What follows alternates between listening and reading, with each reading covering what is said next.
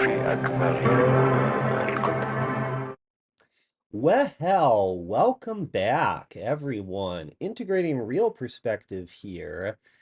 And while this is my film review corner, I'm trying to make more room for music and discography reviews here. Even though, as you can see, I did get some new movie posters up here. That is a poster for The Brutalist, that Adrian Brody movie that came out late last year. And one day I'll review that. But the thing is that musical taste is more complex than talking about movies for me because it's just so particular from one person to another.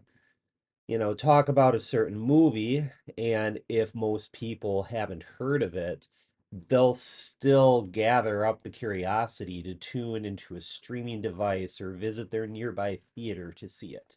There is always going to be a communal experience, a communal setting for movies. The music is more personal, and so therefore there are fewer discussions, I feel, among groups, and indeed, it is more individual based, at least for the music that I love. And there are, of course, autonomous music reviewers out there, like Anthony Fantano and The Needle Drop, or Tommy and his Wonky Angle channel, who, I both have followed with some regularity for almost a decade now, actually, for both of those channels. A little bit longer for The Needle Drop, though, in particular. But um, the thing is that um you know music has always been, if not more so, important to me than movies, just by a little bit. you know Even when I'm attending a concert to see a band that I love, those people are usually going to be from out of state, whereas attending a movie at a big screen showing will tend to be more local. And I'm actually more of an introvert at heart, so that's why I've always had music as more of like a special portal for me that I go to, where I feel like I have the greatest access to my imagination and my creative abilities, especially as a writer. And that is something that I feel music can help to get to those deeper levels of spontaneity and inspiration, more so than movies can.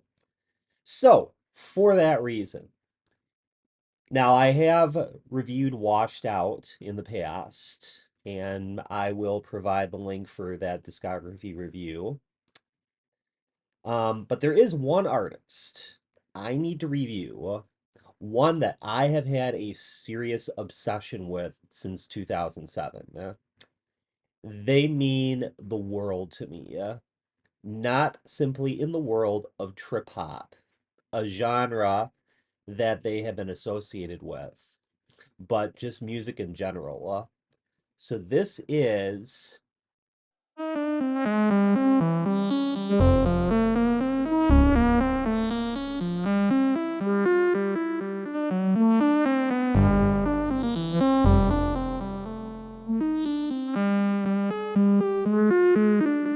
that's right, Massive Attack. And besides, just like my discography review for Washed Out, which was pretty easy because I loved all of Ernest Green's CDs, and his back catalog was pretty concise. Massive Attack is an easy one to cover as well. They only have had 5 mainline albums since their inception in 1988, but also a very, very flawless one at that. And that's huge for me. especially since I grew up with this band as a kid. I still remember when Tricky, one of the catalysts for the collective, had a side gig as a sometimes actor when he played General Zorg, Gary Oldman's character, when he played General Zorg's right hand or right arm henchman in The Fifth Element, which remains one of my top 15 movies that I consider to be perfect from start to finish. Every beat for beat was just well placed. So Tricky doesn't really have a proper name per se. He's just referred to as Zorg's right arm henchman. And for Tricky's cameo in that film, that's quite admirable. And then, of course, there are the countless movies that their music has been used in. My introduction to the title track from Protection was used in the movie Hackers from 1995, which starred Angelina Jolie. Pre like Tomb Raider.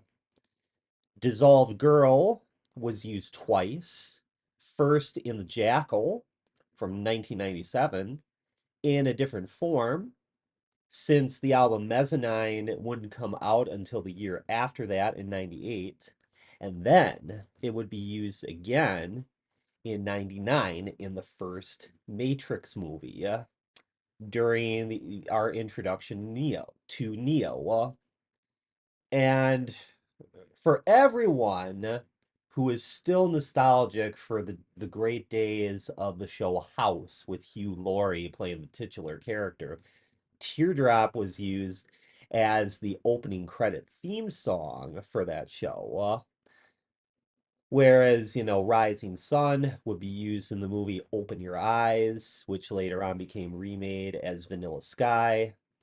Inertia Creeps would be used in both the movies Taking Lives, another Angelina Jolie movie, and Kimmy, Steven Soderbergh movie with Zoe Kravitz, while Paradise Circus would be used in an episode of True Blood from season 3. And then there were also the guest singers. Oh, yeah. This is where it gets really, really cool.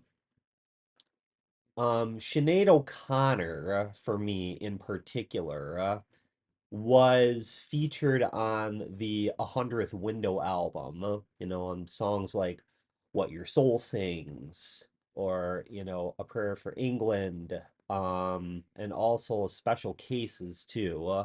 Almost forgot about that one. Thank goodness I caught that one. Now, Sinead has also had a history of singing with Moby on his album 18, which came out the year before 100th Window.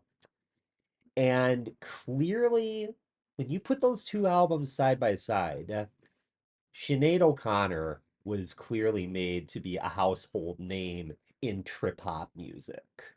You could not separate her voice from the type of slow, ethereal, ambient, and sometimes glitchy sound that characterized A Hundredth Window, as well as the songs that were recorded on 18 by Moby, which I believe have a similar sound to those on A Hundredth Window. And then Damon Albarn, the frontman of the virtual musical collective Gorillaz, would also collaborate with Massive Attack on both A Hundredth Window and Heligoland. Nicolette, who would also be a guest singer on Plaid's Not for Threes, was featured on a couple of songs from Protection. And then Tunde Adebimp from TV on the Radio would also feature on Heligoland, while Martina Topley Bird would also be featured on there as well. And if you listen to Tricky's solo work, she was featured on his first three albums, lending her sensual siren song voice, as well as having been Tricky's girlfriend during that time from 1990 through 1995. They had a pretty interesting relationship, which I'll get into later on in this review. I'm just surprised that Bjork has never even been a guest singer with Massive Attack yet, because she's been a guest on Tricky's solo work, and he in turn would be a guest on Telegram, which was a remix CD of her songs from her 1995 album Post. Massive Attack have also sampled other artists. Planetary Citizen by Mahavishnu Orchestra would be infamously sampled for Unfinished Sympathy, which is still Massive Attack's most well-known song. So you know that part with the hey, hey, hey, hey, that section of the song? Yeah, that was sampled from Mahavishnu Orchestra's Planetary Citizen. And then Man Next Door would sample two songs, which would be John Bonham's infamous echo heavy drum beat from When the Levee Breaks by Led Zeppelin. And they would also sample 10:15 Saturday Night by The Cure from Three Imaginary Boys. The drip, drip, drip, drip, drip, drip, drip. Yeah, that part. um, They've even done a rather pretty crazy, wild cover of The Doors' Light My Fire to close out the 1994 album Protection as well. That was a very interesting twist. So now we must get to the actual members of Massive Attack. So Robert Del Naja was the sole consistent member of the band in the musical department, while Horace Andy was the sole consistent member in the guest vocal department. Del Naja would sing as well, too. Although on the first three albums, he would, have more of like a rap going instead. He's also a graffiti artist and was solely responsible for the artwork design for all of Massive Attack's albums, including that infamous inflammable emblem that made its debut on Blue Lines and would be Massive Attack's trademark insignia up to the present day. And then other key members of the collective included Grant Marshall and Andrew Vowles. So Grant provided that very deep African voice that lent to the songs having an almost voodoo-like spookiness, while also maintaining, an urban, very 90s hip and cool element to it, while Vowles was more of the additional keyboard player, drummer, and turntable master who would permanently leave the band after the Mezzanine tour. Oh, and I shouldn't leave out the monikers that each of the members adopted. Robert Del Naja was known as 3D by his stage name. Grant Marshall was Daddy G, and Andrew Vowles was Mushroom. And yeah, Tricky's actual birth name, by the way, was Adrian Thaws. So yeah, for those who remember Christian Sands, which was used in the movie Face Off, and 24 season 1 episode 1, you now know the real name behind the trip hop master who wrote that immortal #1 hit that defines cinema soundtracks for us millennials who lived through that time.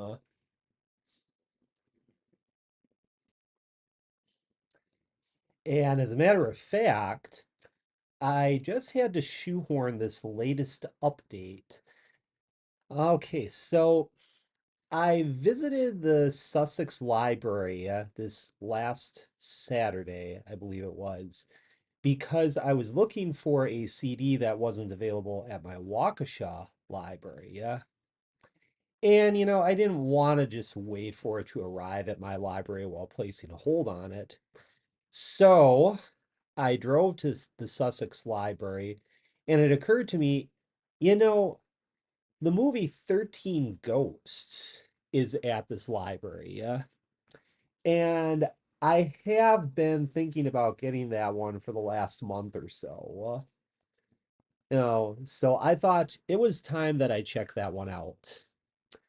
And when I picked it up and started watching it, a massive Easter egg turned up early on in the film.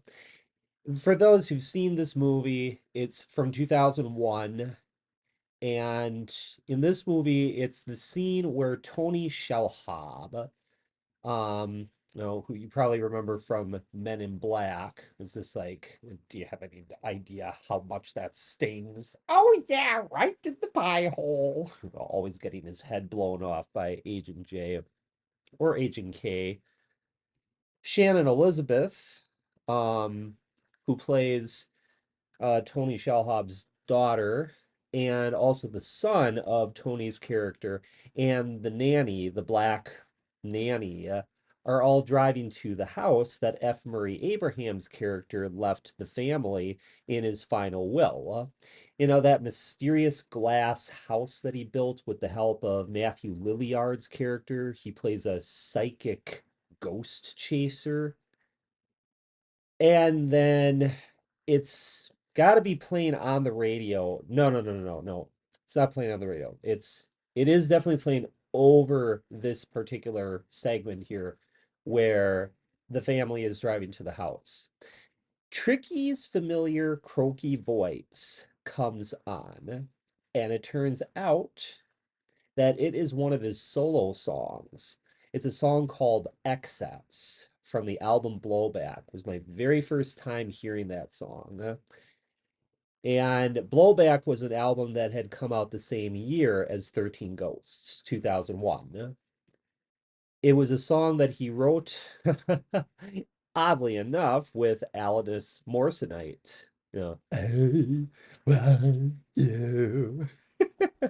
Just remembering that really bad karaoke cover of You Ought to Know from the movie Booksmart.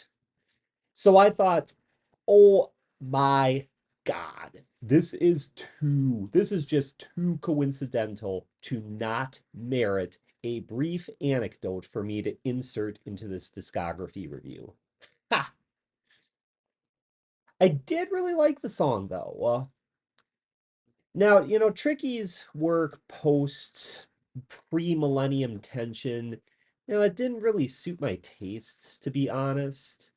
At least when listening to his 2003 album Vulnerable, and finding that most of it sounded a little too Marilyn Manson for me, while clearly showing no traces of his own messed up, very avant-garde style of trip hop, which I liked on Max and Quay, Nearly God, and of course Pre-Millennium Tension.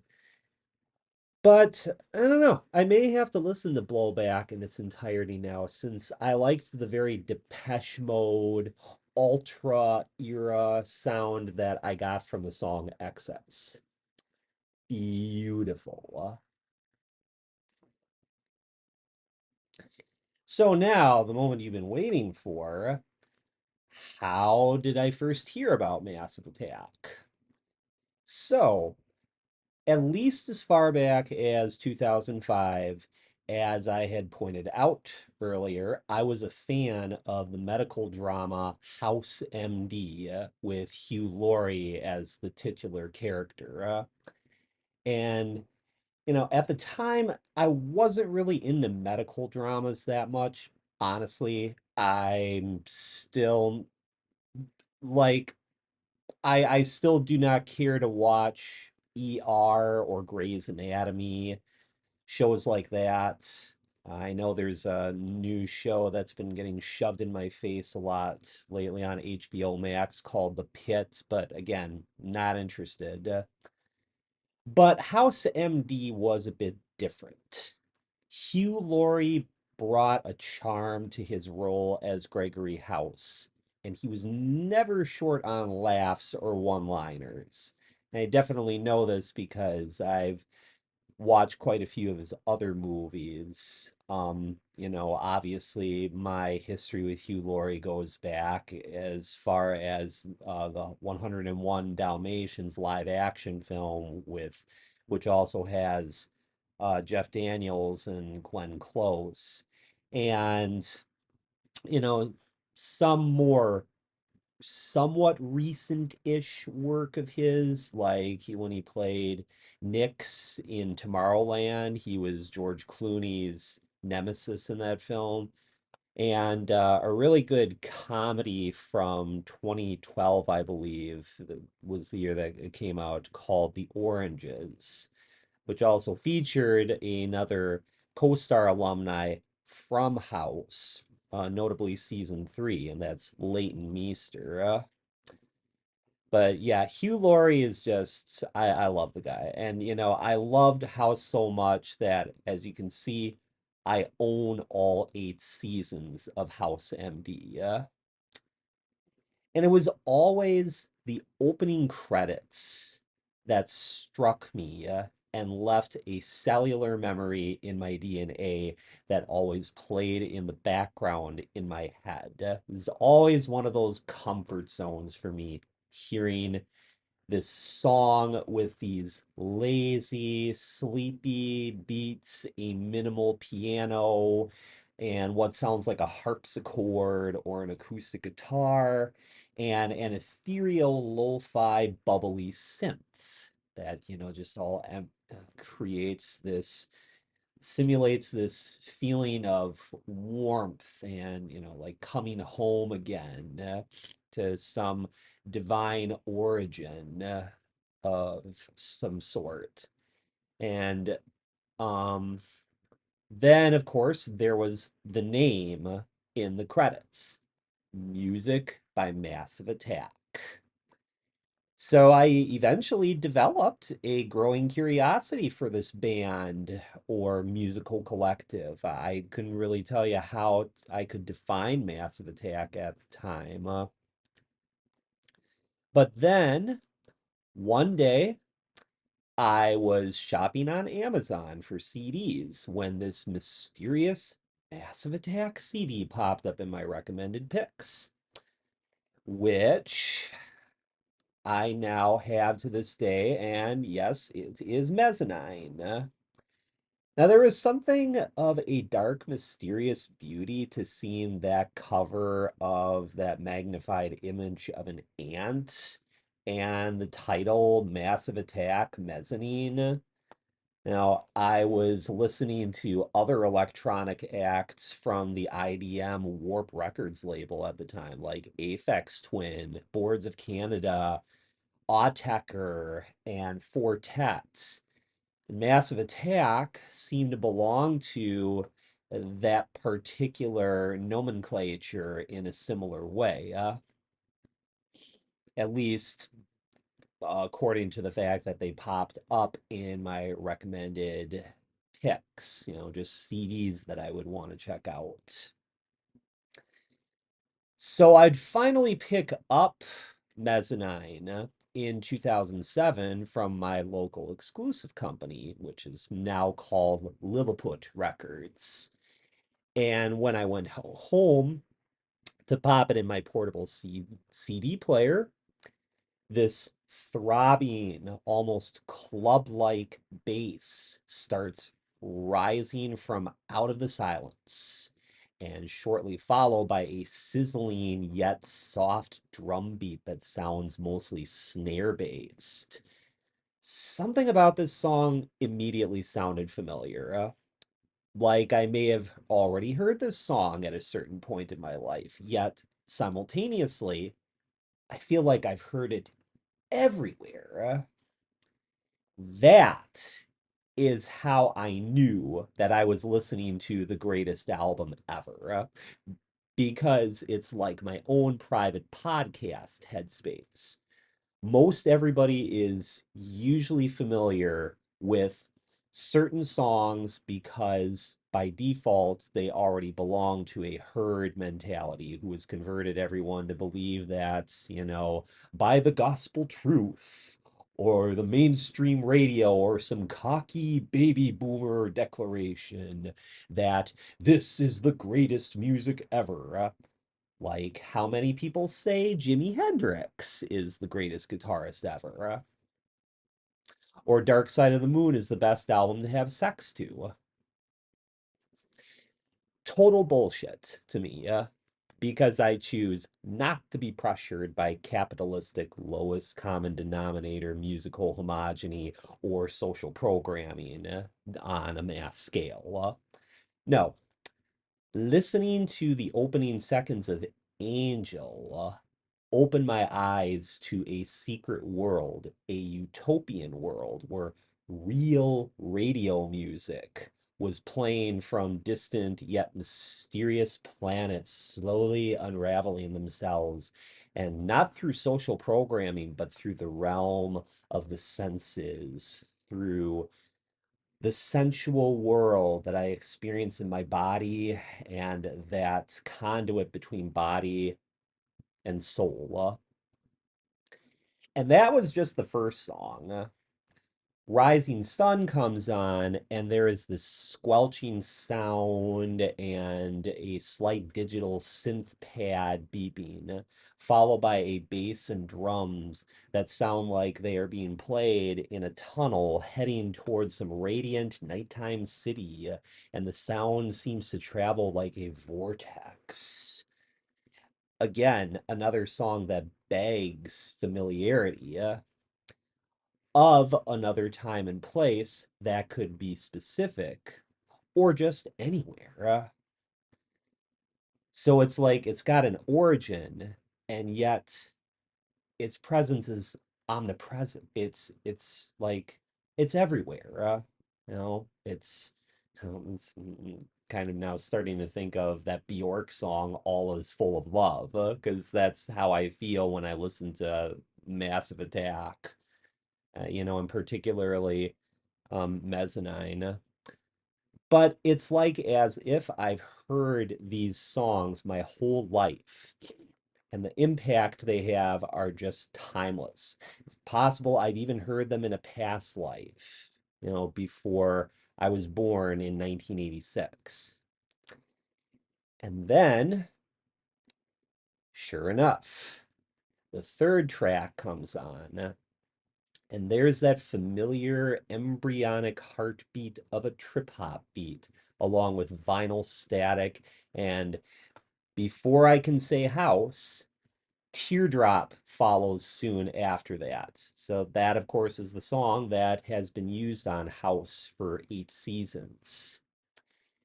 And, to go back, by the way, since I was talking about guest singers earlier, I would discover that it was Elizabeth Fraser that provides those very angelic, sweet, and but very fragile and even very teary-eyed vocals on that song. And it's not just Teardrop, but she also sings on Black Milk. I think she also sings on Group 4 as well. But she's the lead singer from the Cocteau Twins, which was that dream pop group that existed in the 80s and 90s.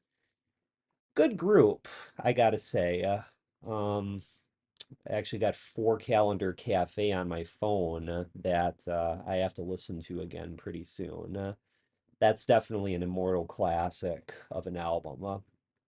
But so, anyways, I was 3 songs in, and this album was already certified gold in my music appreciation awards within my mind's theater.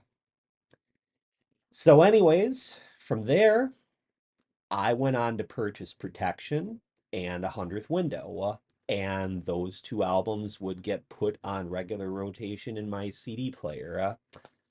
I was especially fond of A Hundredth Window for I loved its more ambient and glitch-centric sound. At times, it actually sounded like Oval to me, like Discount 94 with its minimalist beats, or even like Systemage, um, that album that came out before Discount 94.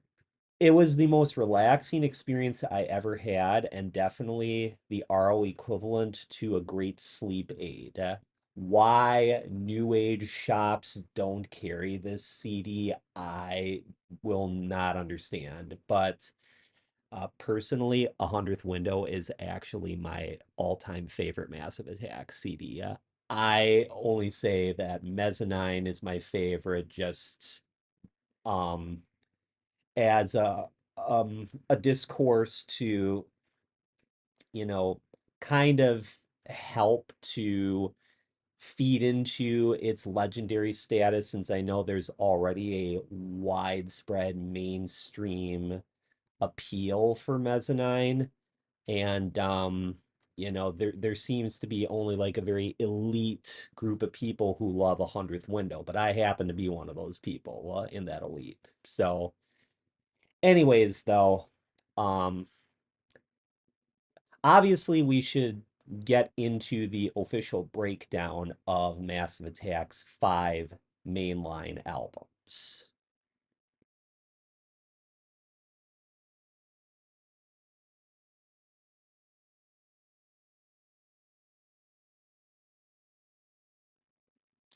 I will say, though, to finish up my introduction, that I purchased Heligoland the day that it came out. So, yeah, see right here? An artifact from 15 years ago now. And that would be the first and so far only Massive Attack CD where I was up to date with their current work.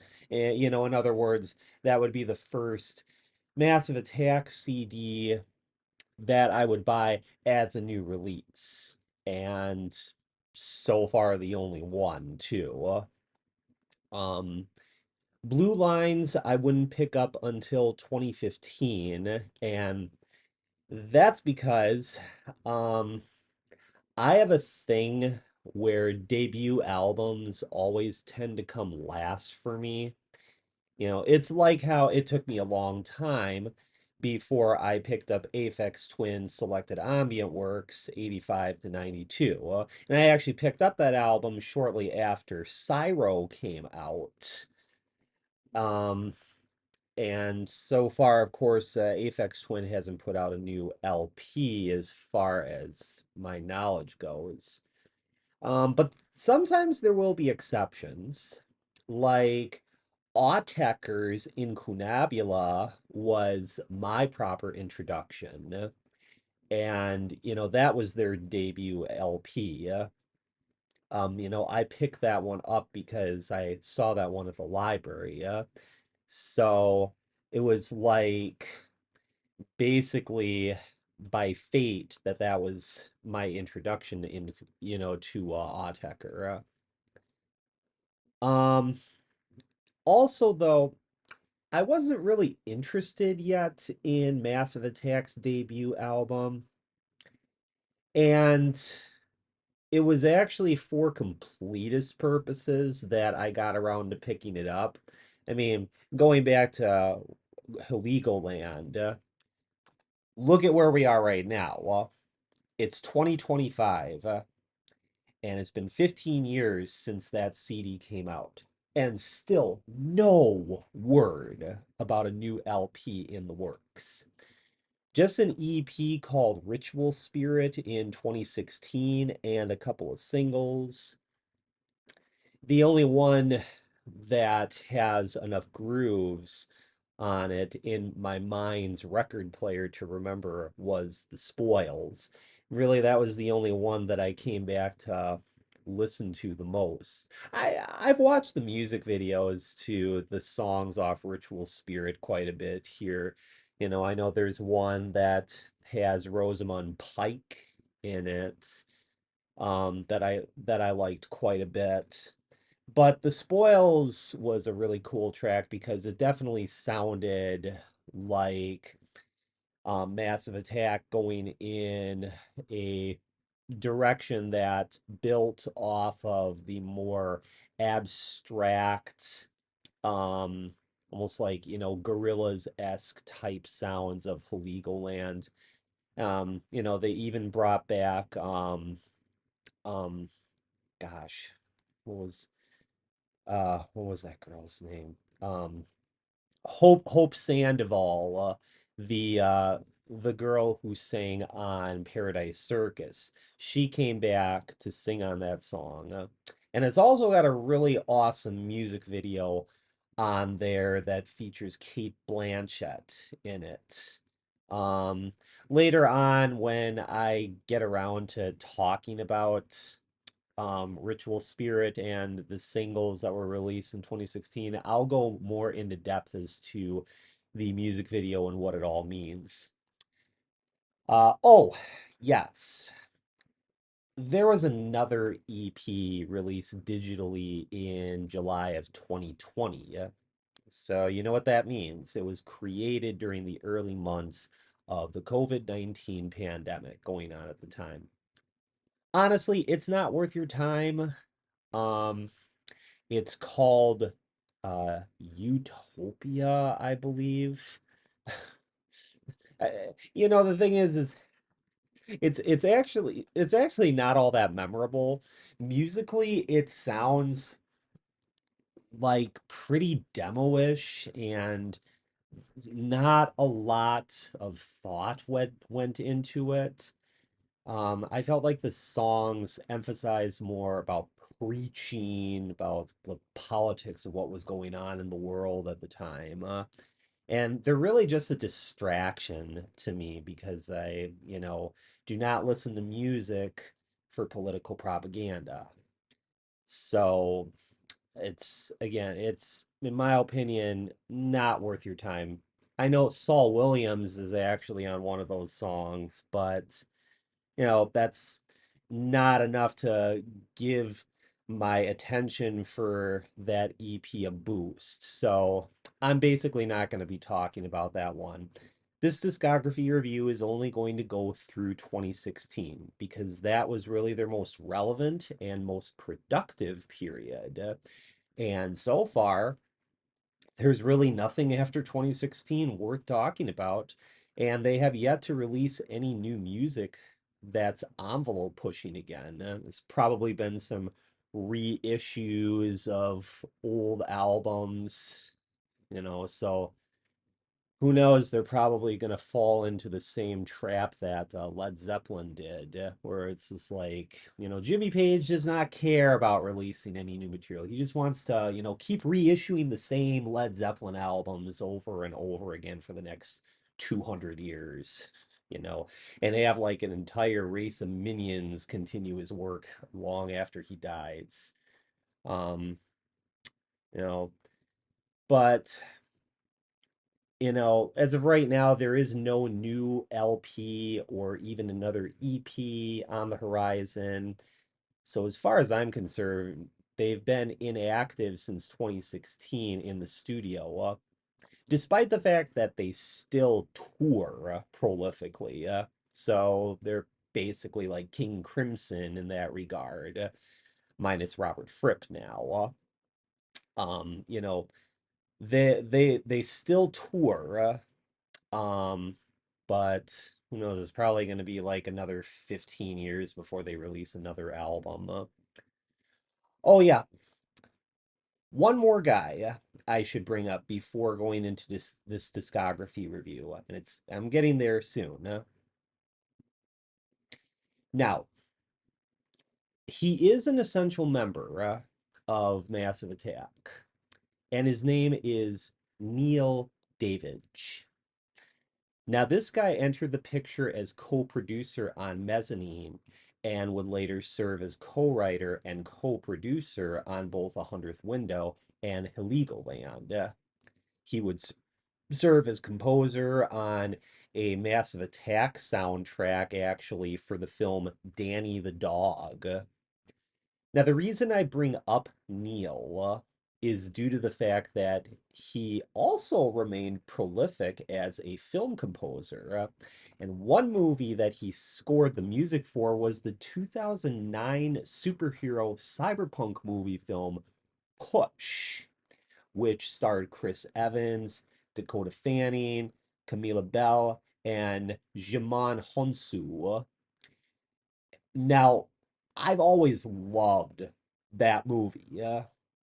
It's like its own kind of meta version of the X-Men films, I feel, and set in Japan. It's got very slick visual effects, and the acting is crisp, top notch. So the fact that, that Neil did the music for this film is in fact a sign right there that he definitely injected a little bit of Massive Attack's influence in spirit when writing the music for that film. I mean, it just makes sense because, you know, considering the trip hop aesthetic and how it's been an integral part of science fiction.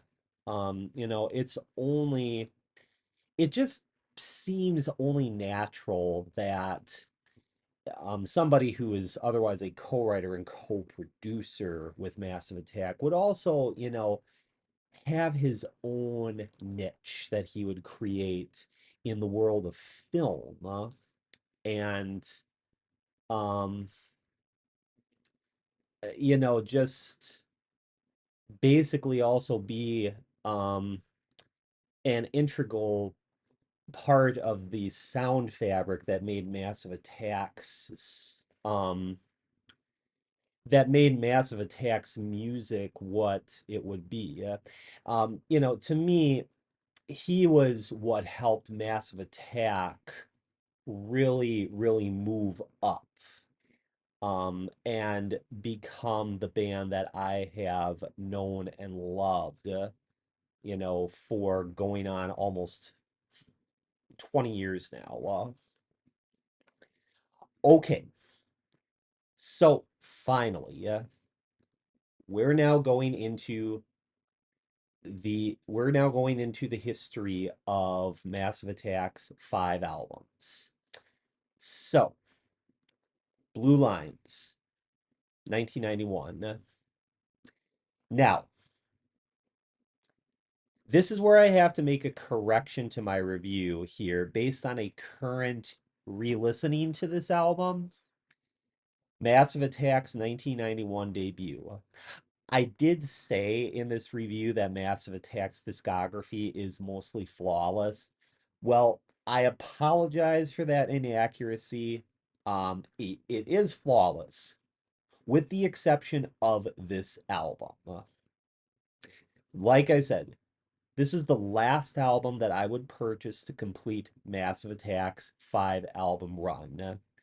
And looking back 10 years ago to the day that I purchased this one, it's easy in retrospect to see why I was hesitant about picking up this album sooner.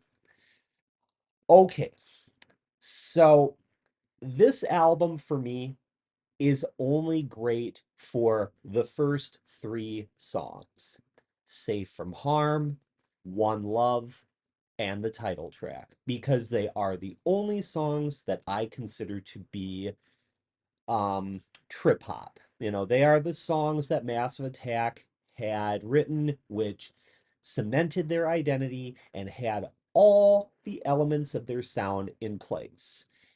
These are the songs that, to me, they sound brand new at the time when this album was released.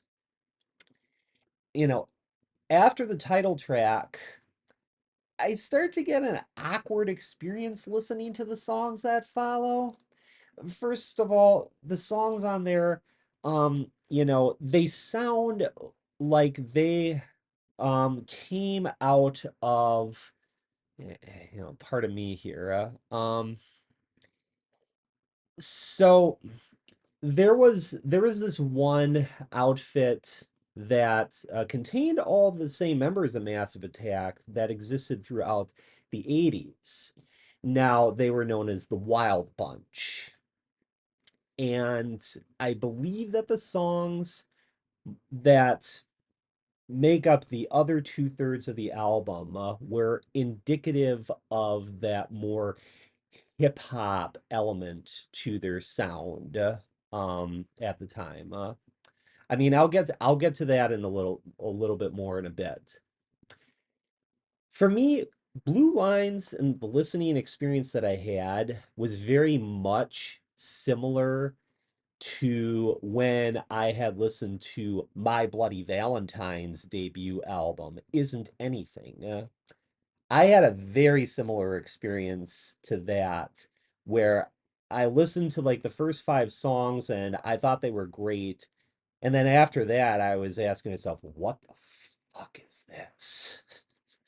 Because I was so used to My Bloody Valentine's shoegaze sound on Loveless and their eponymous third album released in 2015 that the more gothic punk rock sound, which was more similar to the Jesus and Mary chain, it just threw me off. Like the earlier stuff really threw me off. And to this day, I still can't get into Isn't Anything. Blue Lines as an album is less offensive than Isn't Anything, but that still makes it's an album that still makes me feel weird listening to it. Five-man army drags on for too long at over 6 minutes and has a very generic late 80s R&B sound that makes Massive Attack sound like they're supposed to be backing up Smokey Robinson or even Sade. No offense to Sade, by the way, but so far the only album of hers that I've liked was Love Deluxe, and that's because that was her most trip hop album at that point. Otherwise, the work that she was writing before that sounded just more traditional rhythm and blues or soul music, kind of like Diana Ross or something. Um, Now, Robert Del Naja and company, okay, as I was talking about before, were formerly called another name back in the mid to late 80s. A couple of years before changing the name to Massive Attack, they refer to themselves as the Wild Bunch. Now, they never released any albums proper under the moniker The Wild Bunch, just live DJ shows or small venues. Um, they have this continuous mix on YouTube, which I'll provide the link for, so that you can see when listening to it how that sound was responsible for shaping what would eventually become Blue Lines. It's pretty good to listen to, actually. Some of it I think even sounds like it made its way onto DJ Shadow's Introducing, perhaps. Um, Now, not all this is to say that Blue Lines is a bad album. It's just I don't get why this album has gotten so many accolades, like referring to this as the first trip hop album. No, it's not. Protection was the first trip hop album.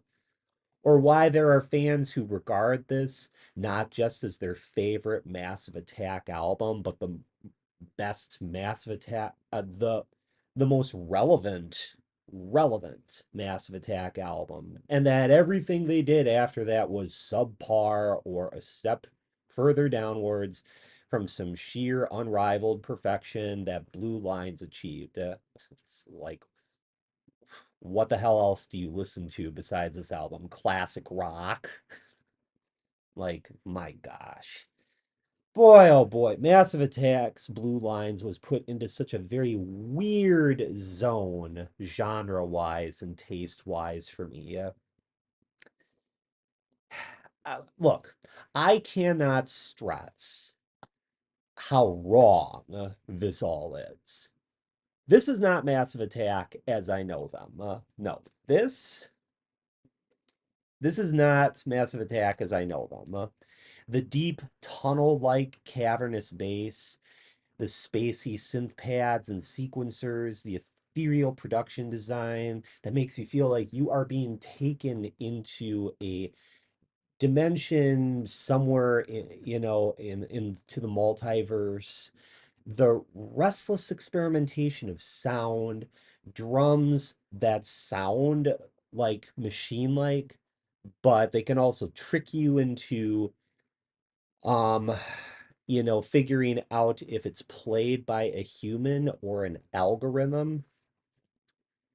All of these elements would only become fleshed out in their entirety with their next album, which would be Protection.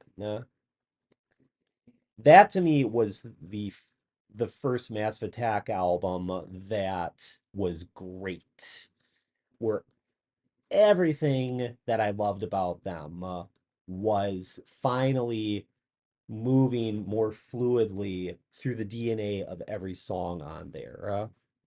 For now, though, this this would only be found on the first three songs on Blue Lines. So with that being said, let's get the good out of the way. Now, let's get the good out of the way. Now, the opening track, Safe from Harm, starts the album out spectacularly with a driving bass line, ghostly synth, and Shara Nelson's urgent, mournful singing.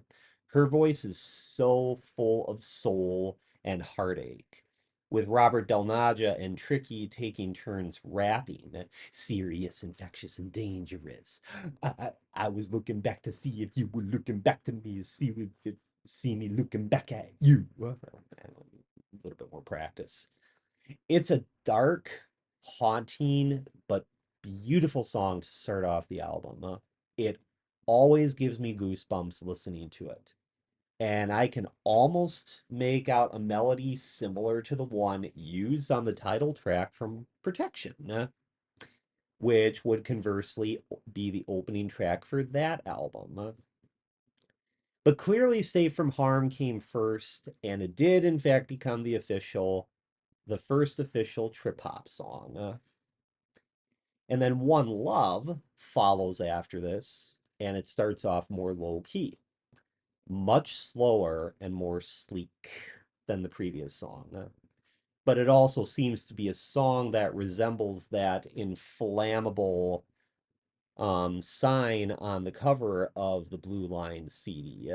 It has a bass that sounds like the audio equivalent of what it would be like if an autopilot light was going on, switching on inside a surface. I'm sorry, inside a furnace.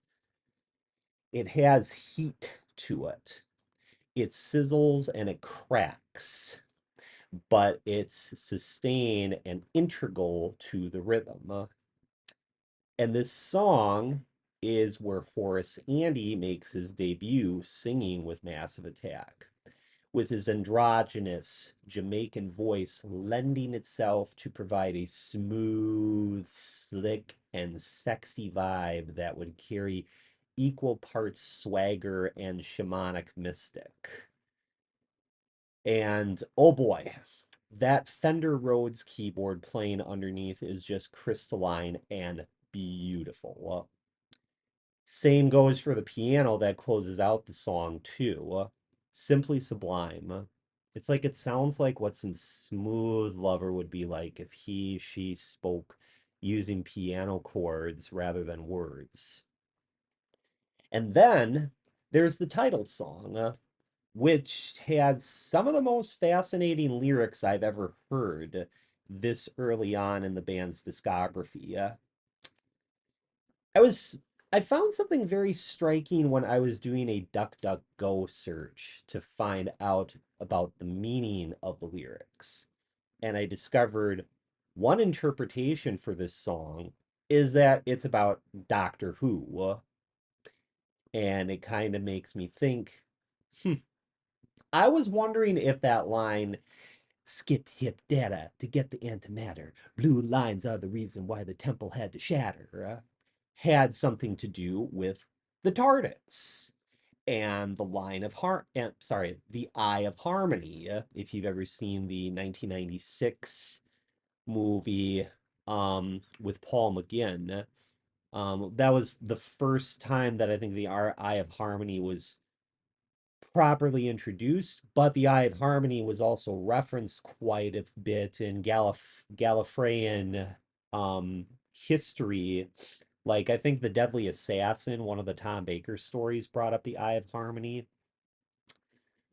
It's it's my favorite line in that song, and I've always wanted to know why it sounded so sci-fi and connected to some movie or TV show that I've seen growing up in the 90s. Massive Attack were probably paying tribute to Doctor Who because of the fact that it went off the air back in 89. And this is before it would be resurrected to a much bigger fan base in 2005. The title Blue Lines had to be referring to the TARDIS itself, seeing as how it's, a blue police box, obviously. But to the hardcore lifetime Doctor Who fan, this is definitely a pleasant surprise learning about the origins of this song. The origins of the lyrics in the song. And then, oh my God, there is the music itself. Now, everything about this song makes it sound like you're in somebody's apartment and there's incense burning and there's lava lamps on with the liquid neon colors floating and casting blobby shades on the walls. The wallpaper itself is like images of rainforests, you know, in the heart of Brazil. And the music itself is not in the room, it's playing in the next room through an open door of the resident's bedroom. So, the main melody that carries this song, which is played on a Fender Rhodes, sounds like it's coming from the other side of a wall in another room while you're in the main living room sitting on the couch. And the African type drums, while they do have a very, very noticeable thumping sound to them, they're not loud to the point of making your walls shake. I mean, maybe if your volume was turned up, the speakers would shake. Um, Although I mean, there's definitely a prominent low end to that sound that would still cause a very, very subtle vibration. Even if you're playing it loud, though, too, the the subtlety would still remain there. It's definitely not in your face. But overall, the title track, Blue Lines, is just such a nice, smooth, sweet, chill out song that you would play when you come home after a long day of work while staring up at pictures on the wall and imagining them coming alive with stories of their own to contribute to your reverie for the evening. After this, though, well, the album's songs are just not worth talking about, in my opinion. I know the internet media machine likes to feed people with the idea that Unfinished Sympathy is their greatest song of all time, but I just find it to be a great song and nothing more. I mean, I've never talked to an actual human being who said that Unfinished Symphony was great. It's usually somebody will say that that Teardrop is one of their best songs. I mean, I know a girl from Barnes and Noble that loves that song. I mean, I know a good friend of mine that loves the 100th Window album just like I do. But with Unfinished Sympathy, I won't deny its transient beauty and the feeling that anybody gets, and the feeling that anybody, um, you know, that anybody gets when they hear this song and they feel like the universe wrote this song especially for them. I get it. So Shara Nelson once again turns out another lovely vocal performance. And the Mahavishnu Orchestra sample that I mentioned earlier is a nice touch. The song Planet Citizen from the album Inner Worlds. Will Malone's orchestra arrangement on here is heart-wrenchingly beautiful. I mean, it's a great song all around. I just don't think that it deserves to be of a higher ranking than Protection, Karma Coma, Angel, Dissolved Girl, Future Proof, Everywhen, Pray for Rain, Babel, Psyche, Paradise Circus, Atlas Hair. There are just countless other great songs that are much more legendary and timeless than this song. Yeah, this is an odd debut. Even more odd is the fact that Geoff Barrow worked on this album, making tea for the guys. This is before he would become his own DJ and soundscape master, who would make up 1/3 of Portishead, and then later go on to score music for the films of director Alex Garland. Huge fan of his work, by the way. In fact, I actually prefer Geoff Barrow's film soundtrack work over his work with Portishead, but personal taste. I swear the song Blue Lines must have been inspired. I'm sorry. The song Blue Lines must have inspired the song It Could Be Sweet from Portishead's debut album Dummy, because it was a song that predated that album.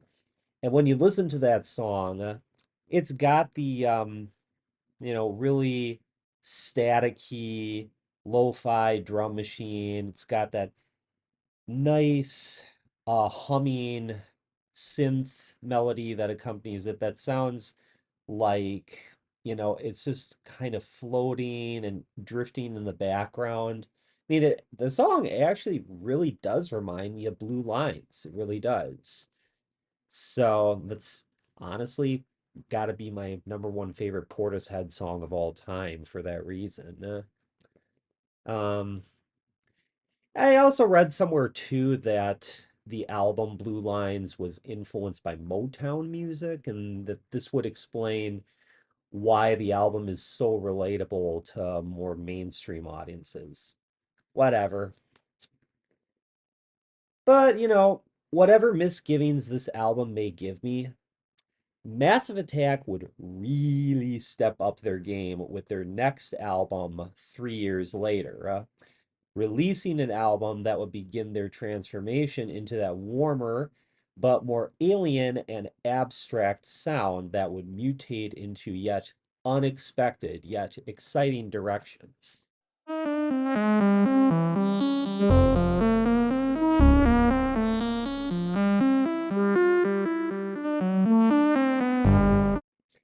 Now, here is where my love for Massive Attack really began to blossom.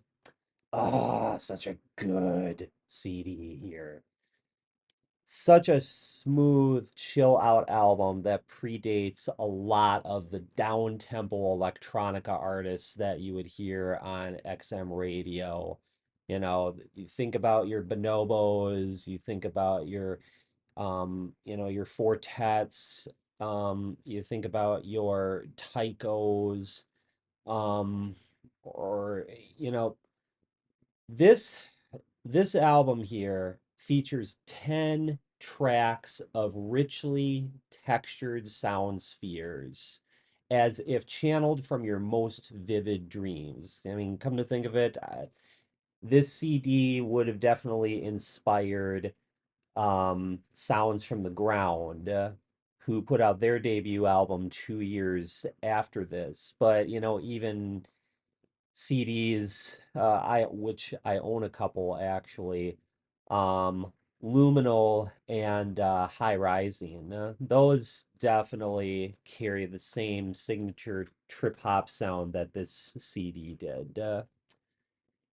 And it's definitely the only album that this collective would make like this before going into darker, more nightmarish territory, more, you know, sexier territory with their next album. This is a lot more sensual than it is sexual. The opening title track is one that I've had some familiarity with since I saw the music video that Michel Gondry directed for this one on his own anthology CD from the Palm Studio Directors Label series, which also included a DVD containing Chris Cunningham, and another one with Spike Jonze. Each, their own separate releases.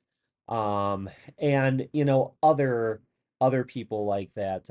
Anton Corbijn, who's worked with Depeche Mode, they've all had their own um you know anthology DVDs with all their music video work, um at least released up to, until like the early 2000s, um which was when that trend of media um was available at the time, but um the original song for this album is nearly 8 minutes long, which is almost 3 minutes longer than the single edit which was used for the music video, which would, of course, feature, all the members of Massive Attack. Um, and like the camera just kind of like floating up one floor to the next, in this random building. The song itself, oh boy, the song itself is based around a Roland 808 drum machine that has a nice slamming beat to it that is otherwise mixed to sound like it's fading into the background soon after each downbeat. It's got a very springy bounce to it. Like the beat is slamming against the wall and then bouncing back as if it's meant to tease you into thinking it's a Vancouver shuffle beat, but it's played in reverse and then it happens on a fade out with a slight metallic clang sound to it as well. And Tracy Thorn's lead vocal is just sensual and divinely delicious. She is one half of the duo Everything But the Girl, alongside guitarist, keyboardist, and fellow songwriter Ben Watt. However, this was the only work of hers that I'm familiar with. But in preparation for this review, I did also give a listen to one album by Everything But the Girl. And so far, it's the one album in their discography that is categorized as trip hop. That album would be 1996's Walking Wounded. It's a great album, that at times resembles Imogen Heap's own trip hop project Frau Frau, which I have their one and only CD actually sitting on my shelf. Um and yeah, the sole CD that I own is called Details. Probably more down tempo though than Massive Attack. Um, Everything But the Girl's Walking Wounded. But it's easy to see how her work with them would organically carry the DNA of Protection and Better Things over to that album. Now, the next song on the album is called Karma Coma, which is the song that carries a Jamaican Rastafarian rhythm that sounds like it's being recorded in some futuristic urban background in Central America.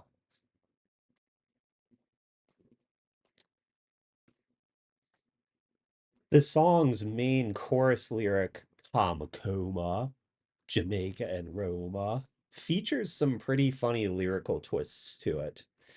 The first two times the lines are repeated for four stanzas, it's just rapped pretty plainly. But the third time is when Naja adds a really nice, humorous little ditty in there where the line goes, Karma Coma, what? Jamaica and Roma? I think it happens at least one more time too in the song. Interestingly, Jonathan Glazer directed the music video that accompanied this song, and he would go on to direct other infamous music videos, such as Karma Police by Radiohead. And then he would go on to become a film director who would make films like Sexy Beast and Birth, and also one of my favorite A24 movies, which would be Under the Skin, starring Scarlett Johansson.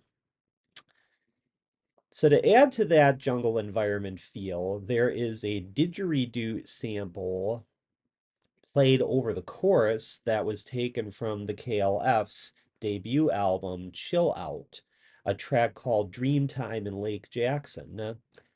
Though I do have to make a correction here. This is not a didgeridoo, but an ethnic Tuvan throat singer underscored by ethereal synthesizer sounds.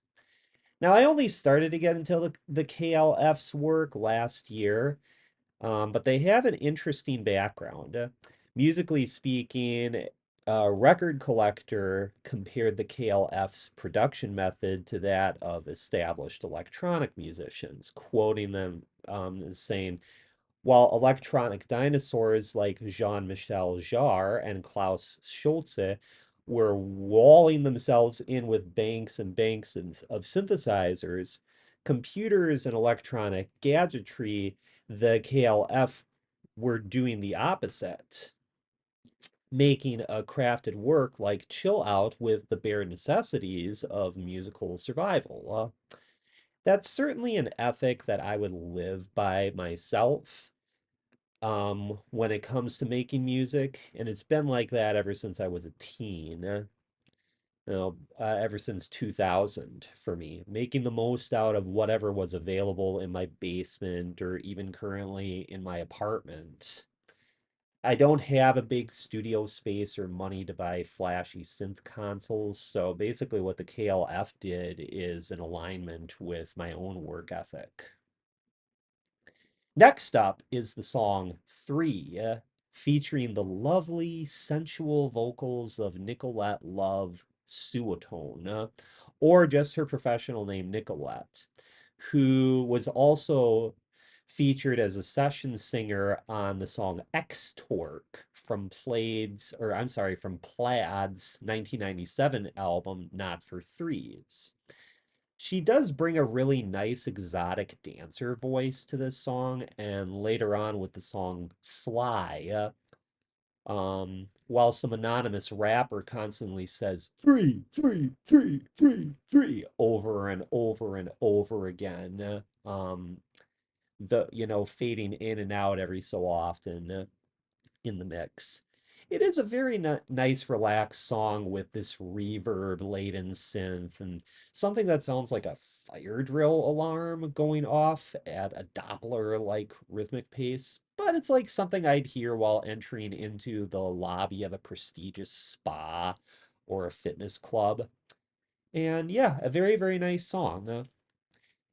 But it's the next track, Weather Storm, that gets notable for being the first ever instrumental track that Massive Attack has ever written. Also, one of two instrumentals on Protection, the other being Heat Miser, although I'll get more into that about the alternate lyrical version of that song later. But hearing this song, Weather Storm, makes me feel like I'm in some flotation tank clinic, as it has this watery phaser effect to the percussion and this synth, which sounds almost quiet as to just be like a fixed neon glow. It creates this effect like you're supposed to imagine the light inside the float tank to change color or at least get dimmer and then brighter. If you've never had that experience before, visit your nearest flotation tank place and try it out with with your earbuds in to see if you feel that effect with the lighting. Oh, and yeah, there is also the lounge jazz piano as well. And the piano adds such a nice new age flavor on top of it. Easily the cherry on top for this song. Every so often, too, it sounds like a clavichord is coming through, but with some soft static to it to create the feeling that like there's an alternate second version of this song trying to come through and overdub itself on top of the piano. I'll bet there's a looped version of Weather Storm on YouTube somewhere where you can just listen to it for an hour without gaps. Although I have also found this really incredible and cerebral remix of the song from the Mad Professor collaboration that Massive Attack did titled No Protection. The remix is titled Cool Monsoon, and the title is based off of the accurate visualization that a title has given to an alternate version of this song.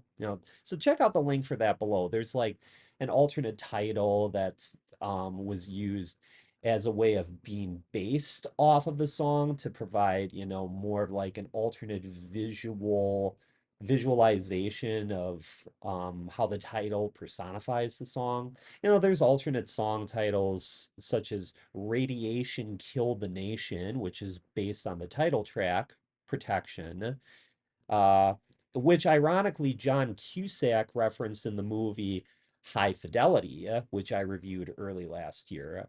And then there's a song called Bumper Ball Dub, which is based on Karma Coma. So you get the idea.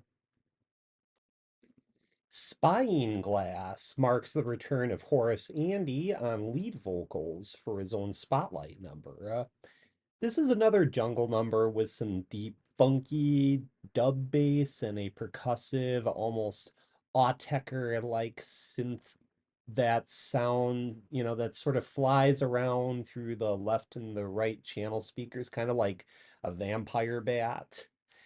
It actually kind of sounds like something off of the second disc from Autechre's Try Repeat plus plus, with the second disc, containing the two EPs Anvil Vampire and Garbage.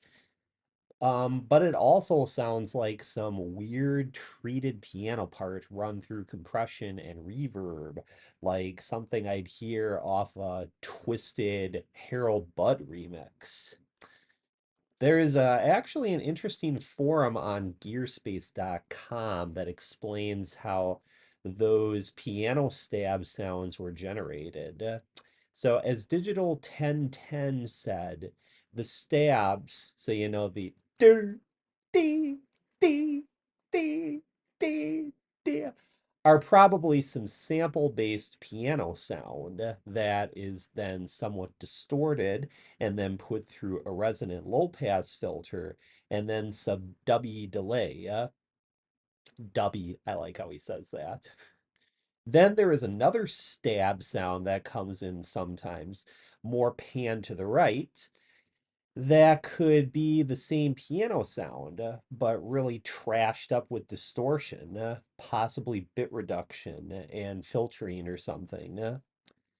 And it's pretty obvious from the co-production with Nelly Hooper that this song mirrors the modern things from Bjork's 1995 album Post, just as Sly would mirror Isabel from the same album, right down to the closing orchestral section. And really, I mean, the resemblance, the similarity between the two is just too similar. So you can hear how Protection was an album that established Massive Attack as a proper trip hop unit that influenced other artists in the same hive mind. Forget about Blue Lines. The same grooves and textures are strikingly similar here, which I like and I find incredible. Trip hop was a genre that was like shoegaze, known as the genre that celebrated itself.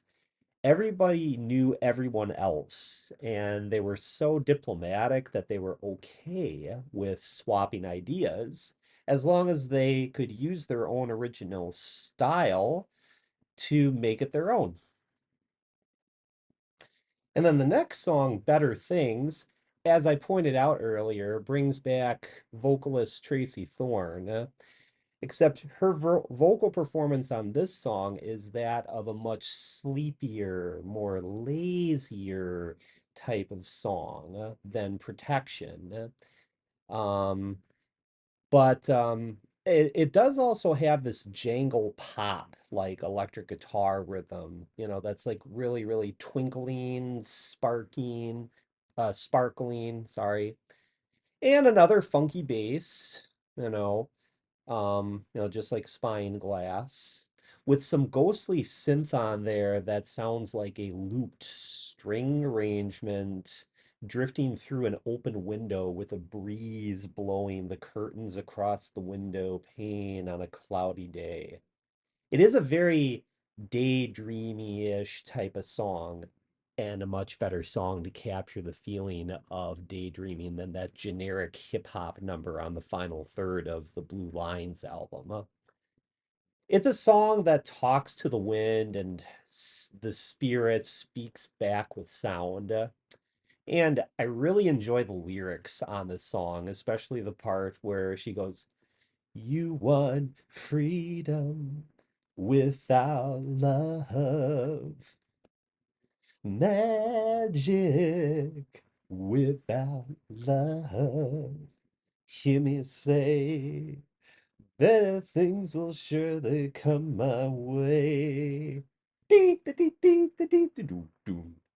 Dee, da, dee, doo. Such a good song. But, ah, and then comes the song Eurochild. Now, for the first time on this album, we have a more up-tempo song that gets my blood pumping. It's like Karma Coma, but with more adrenaline and electricity. Eurochild has a spy thriller theme song vibe to it, like something I'd hear in a Mission Impossible movie. I absolutely adore this song. I absolutely just go nuts with ecstasy over 3D and Tricky's vocal exchanges here. I walk in a bar and immediately I sense danger. You look at me, girl, as if I was some kind of a total stranger. Hysterical, statical, nomadic, call mistakes. Had to get a drink or a girl to relax. I mean, how could you not love this song? How can you? You would have to be brain damaged to not love this song.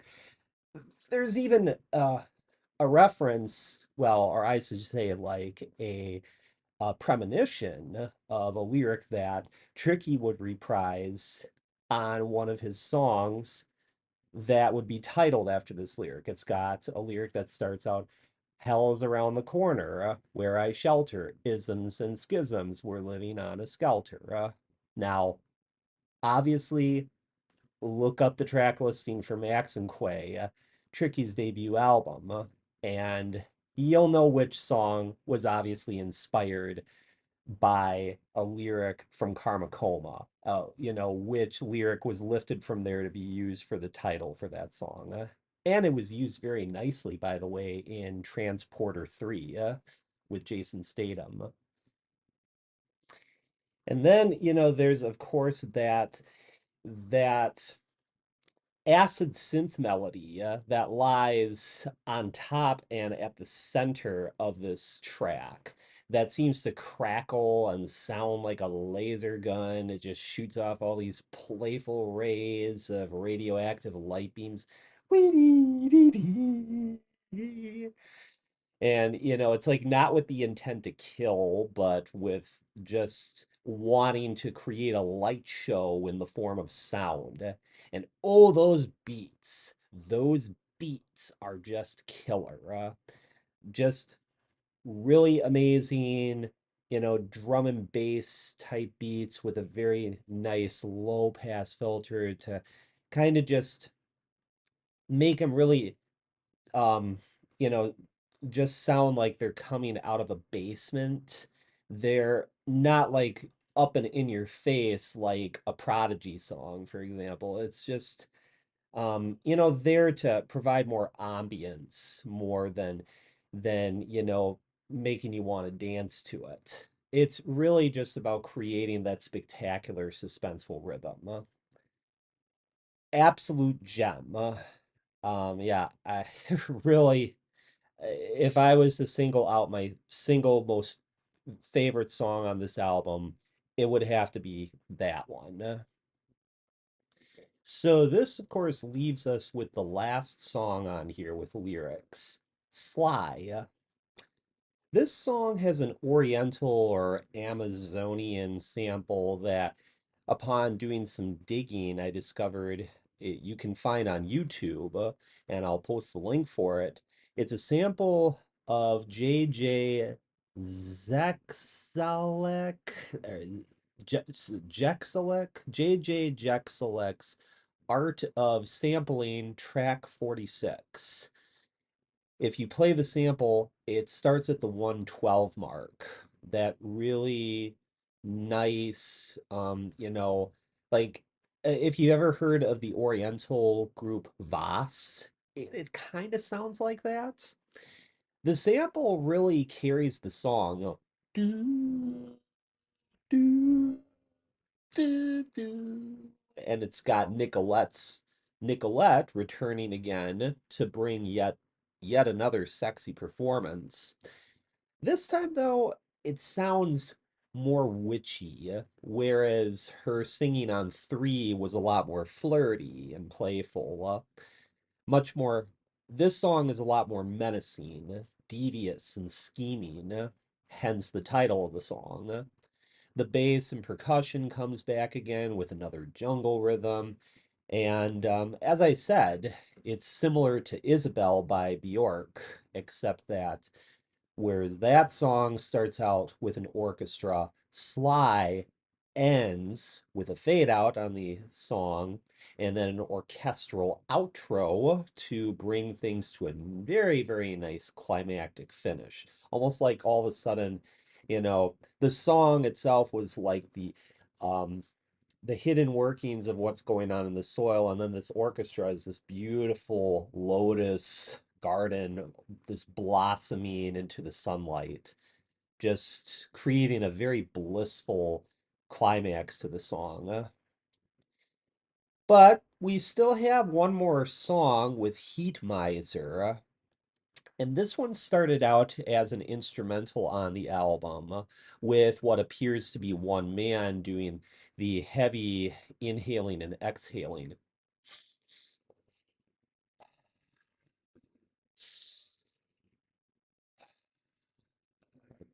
It sounds like this is supposed to be a meditation song. Now, at first, you think it was Daddy G that was doing the breath work here. Well, you're actually half right. It turns out that it's a combination of 3D, Robert Del Naja, Daddy G, Mushroom, um, and yeah, so I think that's it right there. Oh yeah, Nelly Hooper and Tricky. All these people blend their vocals together and they are looped back. It's just that Daddy G's vocal is what comes out as being the most present on the song. And There's also the return of the 808 again, this time playing a metronomic bass that sounds almost like one of those electronic EMDR pulse beats that's meant to help to coordinate the left and the right hemispheres of the brain, you know. Doop, doop, doop, doop. But here it goes dun, dun, dun, dun, dun, dun, dun, dun, dun, dun, dun, dun, dun, dun, dun, dun. You wear it as a headset, and this bass pulse ticks back and forth between the left and right channels. That's the sound I'm talking about.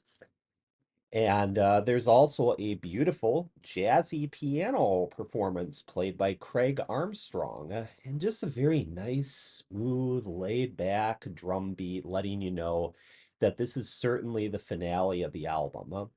It's a song that winds things down. Now I have said that Heat Miser started as an instrumental. When this song was performed live, it became a whole different song altogether.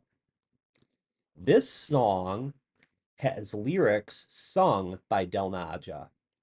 Check out the live performance from the Phoenix Festival in 1996 to see what I mean. They go as follows. Morning is blue. It's like my blood group too. Sticking my antenna in you. Sticking my antenna in you. And it just goes on and on like that. Um, it's it's so interesting, really, because when you look deeper into the lyrics, um, it's gosh, it's just it's so interesting. It's interesting because when I do a Google search on the lyrics to this song, um, at least the uh, Google AI comes up with an answer regarding the fact that the lyrics to Heat Miser are derived from a song that is sung by the Heat Miser in the 1974 Christmas special, The Year Without a Santa Claus, in which the song is about Heat Miser, who lives in a volcano and controls the hot parts of the earth, and his brother Snow Miser, who controls the cold parts. The live version of Heat Miser by Massive Attack is featured on the album Blue Lines. Okay, samples a specific part of the song from The Year Without a Santa Claus, where Heat Miser sings about being Mr. Green Christmas and Mr. Hot. This version also incorporates the characteristic electronic and trippy sound of the album, enhancing the feel of the animated special. Like, I don't know how much of that clay animated cartoon is true or not, but it's a very interesting insight into the lyrics and why they appear in the live version of the song, not, the studio version of it. Um, I do know for a fact that the live version features a really incredible piano improv as the outro to the song, and it features a reprise of the closing piano part of Weather Storm. So that's also included on the Phoenix Festival performance. When you look at it, you'll know what I mean. And that leaves us with the closing credits song for this musical movie. As those last few piano notes from Heat Miser just twinkle out into the distance, we are treated with a live version of the Doors song Light My Fire, featuring Horace Andy once more on vocals, while Daddy G um, contributes like his own spoken word announcement, listing off the names of the band members. Thank you, ladies and gentlemen, Massive Attack, 3D, Daddy G, and, just on and on and on. Now, the song is listed as being played live, but the internet shows nothing except that it was played in the UK. it could be implying that they're just playing this song live in the studio. Hard to say. But the song is a sound system type done in like the same fashion as the Wild Bunch, and it samples yet another cover of this said Doors song by Young Holt Unlimited, a jazz and soul musical ensemble from Chicago, like right next door, like right next door to me, pretty much, since I've been down to Chicago many times in my life. Now, most Massive Attack fans hate this song, but I like the weirdness of it. I like how the drumming starts and stops, and while Horace sings in between beats, there's this napalm module frequency blast creating a sort of fireworks display to just make a nice grand finale for the album. And it's nice and concise. It just ends the album on a really great note. All right. So that's my track by track review of Protection. Special note, by the way, about the artwork. I really love the more futuristic vibe that this album has. I mean, you can see that the cover is a more industrialized version of Blue Lines, almost as if like s- um some cosmic interstellar event caused the inflammable sign to be ignored, and now it's all charred off, and instead you see this alien like being underneath. There's a really cool promotional YouTube video to show a nice animated bit of this like Tim Burton-esque type of model. I'll post the link for that too, because it's really cool. But yeah, I mean, lots of Robert Del Naja artwork right here in, his graffiti street art style. You can see here's the key band members right there. Um, there's Del Naja, and that's got to be Daddy G right there. But um, some of this actually looks like the sort of stuff that Tom York would do, honestly. Like this in particular, I'm sorry, looks like something that you would find off Kid A or Amnesiac, although this came out, 6 years and 7 years before those albums. So yeah, I just love this. There's probably that's the Roland TB 303. I think a good friend of mine has that as one of his gear pieces. But yeah, anyways, I'm obviously, just ranting and raving. There's Tracy Thorn right there, and that's Nicolette's. Um, yeah, so okay. So yeah, that is my review for Protection. So I'm going to leave off here for now and put together a part two for this discography because of length purposes. This is obviously a much longer review than I had expected, but so many good things that I wanted to talk about regarding my history with the collective and their music. Up to this point, I figured it would be good to do so because I consider Massive Attack's musical journey to be two phases. Their first two albums were more foundational and responsible for their fertile sound garden to evolve and take on a certain form, while their later three albums are when they reach their peak evolution and their sound world would take on new life and advance in ways that were eclectic and went in surprising directions that were unexpected, so as to prove to me just brilliant and dazzling.